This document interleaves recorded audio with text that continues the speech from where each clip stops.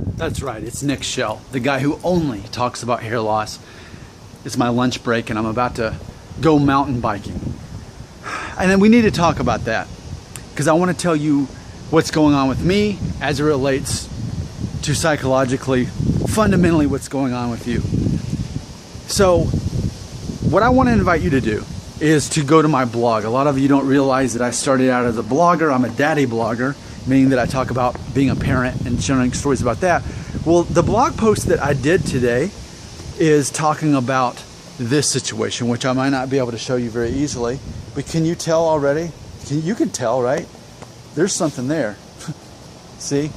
And see, the thing is that hasn't always been there. I don't know how I know a lot of you are international, so I don't know how this will translate, but since being a vegan for 4.5 years, I've been a size 31 waist. And now I can barely fit into 32. What's happened is, despite being a vegan for 4.5 years, I've gained weight. So I'm having to basically minimize how much I'm eating. I need to do more rigorous exercise like mountain biking. Even though I was running, my body resisted that and still was keeping on fat. But anyway, if you want to check out my blog, it's Family Friendly Daddy Blog. And you'll see pictures and see what I talk about that. And or if you're watching this in the future, then you would just Google Nick Shell vegan pant size 31. If you Google that, I'll take you to the post. I think it's important that you see that just because I know I'm talking to you a lot, and I think it's important that I kind of show you personally who I am as well. I think that's important as well. A reminder that I'm a real person that actually has things going on in my life too that I have to sort out. But again, you're going to see me talking about this. And for a guy who's been thin for the last couple of years, yeah, it isn't that amazing that I could gain weight. So I'm like 167, I'm 5'9". I'm trying to get back down to about 155, and the most I've ever been was 178 before I became a vegan. Now, what you've heard in this first 2 minutes or so is me talking about the fact that I'm aware of something about myself that I am not happy with and I want to change. Okay? So I addressed the issue, it exists, and I have a plan to move forward with it, which again, I'm going to switch back to mountain biking because when I was my thinnest, that seemed to work this the most. And so I'll be doing that, eating less, there's like 10 things I'm going to be changing. But yet in all of this, what you're not hearing me say is, I have a low self-esteem, it's hurting my confidence. Because it's not. I'm still just as confident as a person, despite knowing that this is not ideal and I got to get somewhere, return to where I was. So I want to talk about hair loss because I feel it's a perfect translation. I feel it is.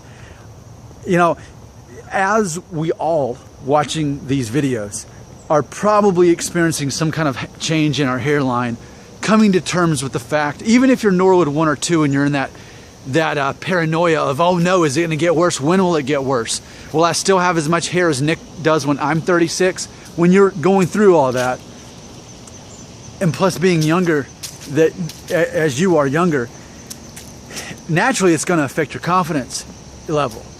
We can say self-esteem. Self-esteem kind of reminds me of like a 14-year-old girl. I think confidence is the better word for men to use, so I want to stick with confidence. So what I want to say in this video is I think there's a dichotomy of a person being able to look at themselves and think, here's something about me physically that isn't perfect. I'm going to do what I can to manage it and control it. And then beyond that, I'm not going to let it affect how I feel about myself and therefore how I perceive how the world perceives me.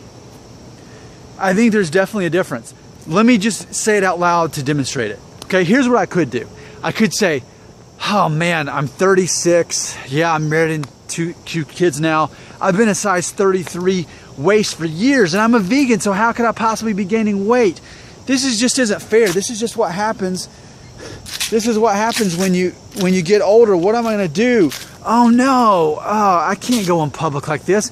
Oh man, I'm gonna have to start wearing oversized jackets and stuff. Oh man, I'm getting fat. Oh no. Okay, so that would be maybe an example of me allowing that to affect my confidence level. And then here's the reality of it. Here's the real version. The real version of it is, okay, yeah, so apparently vegans can gain weight even when they're running and mountain biking and skateboarding and walking. And a vegan, they can still gain weight. That's amazing. I didn't know that. That's unfortunate and inconvenient, but I have control over it, and I'm going to manage it, and I'm going to get through it. I'm going to get over it, and I'm going to slim down to where I can fit in my size 31 pants again. And I feel we could do the same scenario with hair loss. So let's just go ahead and do it, and then that's the end of the video, and I've proven my point. Okay? So the negative way. Oh no, I'm 17 and my hairline's starting to go back up. Is this starting to go up here too? Oh no, I'm gonna be bald by the time I'm 23. No girls are gonna like me. Oh man, I can't be the bald guy. Oh man, why me? Oh, I can't even. Oh, no girls are gonna. Oh man, I gotta be a chrome dome. Ah, or okay, well, it looks like I'm like a lot of European descended men. Yep, just as I expected. Yep, I guess I'm gonna be going bald. I don't know when it's gonna be. Worst case scenario, maybe in my early 20s. So I guess I better go ahead and prep myself to start shaving my head in a few years if that's the case. And I probably should start working out too, because if I want to feel good and confident about myself, I want to know that I got some kind of control over my body, even though my body has its own thing going on because of my DNA. So, and as far as girls, I'm not worried about that, because they'd rather have a guy that's built and works out anyway. There's not the hair, it's about that he's her provider and he's funny and he's charming, all that stuff. I can be that with or without hair. So there's actually less pressure on me. Instead of putting the pressure on my hair falling out or not, I can actually focus on these things that actually control and that girls probably care about more anyway. So there's the right and the wrong for not only my waistline that has expanded, and now I've got the dad bod going on, but it also translates to hair as well. Now just imagine though, if you're sitting in a parked car watching this video, you've seen me several times lift up my shirt and think, what kind of weird video is this?